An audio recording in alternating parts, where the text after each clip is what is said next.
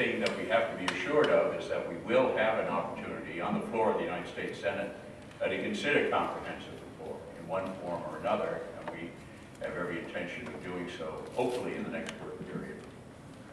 Senator, I wonder if your free speakers they could tell us, that the religious leaders, you all support citizenship for the 12 million who are Afghan behavior now. They can, we support an early pathway to citizenship. We support a pathway that will include demonstration proficiency in the English vernacular, civic classes, payment of penalties and fines in respect to breaking the law. So it's not a blanket out amnesty. Actually not amnesty. I know it sounds like a coined phrase. It really is an early pathway to citizenship. Some of the legislation actually, if you iron it all out, we're looking at 10, 12, 13, 14 years possibly. So it's not citizenship de facto. It's really an earned process. I think that most of the people in my constituency do support a pathway to citizenship, and others would support a pathway to legal resident status, even permanent resident status, which could then lead to citizenship. And the idea that you would call having to learn to read and write and speak English, and you would have to go through a series of processes to earn your way, often sort of a probationary period, to earn legal status and citizenship, it does grave harm to the English language to call that amnesty. Correct. We not only have to be, I believe that we are a nation of settlers, not just immigrants. And I think most Americans, and I know most of my constituency, do not want this country to be divided over language. We don't want to have the World Series where you have to have the national anthem sung in Spanish and English the way it is in French and English in Canada. That's why it's important that people learn to read and write and speak English as part of the process of becoming part of the permanent fabric of this nation. We need to be proud of our heritage. I'm proud of my heritage, which happens to be Anglo-American. Italian Americans are proud of their heritage, and Irish Americans are proud of their heritage, and Hispanic Americans ought to be proud of their heritage. But all of us in America, the emphasis has to be on the right syllable. And the right syllable is English American, Irish American, Hispanic American, Polish American. And so I would say that we have to, but if we're going to have English as our language, we have to let words mean what they mean. And all of the bills that I've seen, all the legislation I've seen, to call any of those bills amnesty is to do violence to the English language. let me just... You had a meeting with other senators Yes. and White House officials, and could you characterize what you think of what the White House officials, especially in terms of the future goals that the violence bill on a temporary basis, not for their families? How much is that?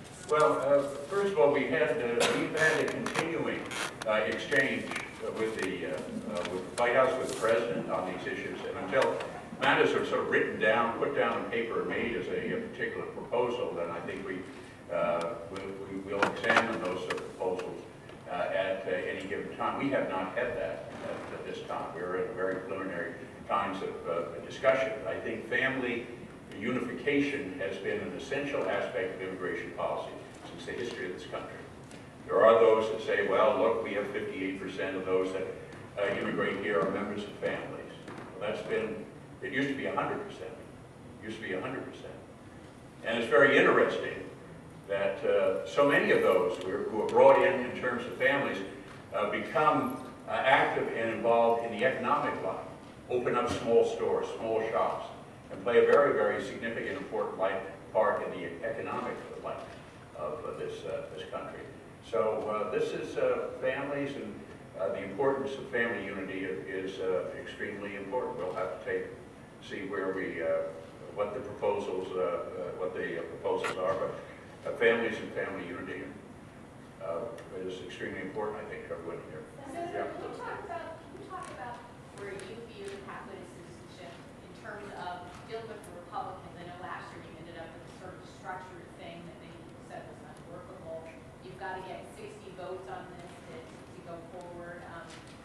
How do you see that sort of playing out? What do you? Well, I think there's a remarkable consistency in terms of the pathway to citizenship. If you listen today, we didn't script to the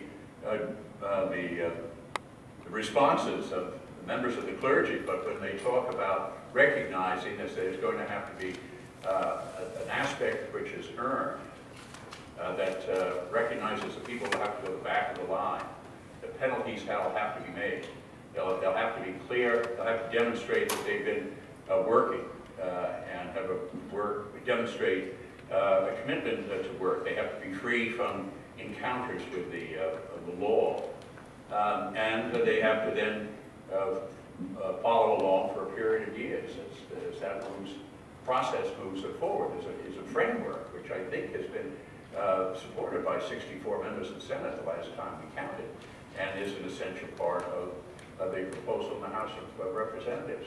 So that seems to me to be fairly substantial support for that type of approach. Now, whether we're, as I say, that's certainly the approach that has been outlined here by the members of the church here. We're in substantial agreement, and these are elements that have been well talked about. And as Reverend Lamb said, that well, this final. As Republicans, would like to get to the point where we can move forward together on one bill. Do you see enough common ground with this group of Republicans who have been meeting in recent days as you've talked to them that you could? Well, I think there's a very, with regard to border security, I don't think there's great variations in terms. I mean, I see the frame, but the general framework. I mean, I have troubles with the fence. I think the fence in some areas makes some sense, but all those issues. But the basic framework of a virtual fence, other kinds of border security is pretty well understood. Enforcement in terms of biometric cards for employment, I think there's pretty broad agreement on. And enforcement domestically here at home, pretty broad agreement on. Those are three very important and significant aspects of the bill.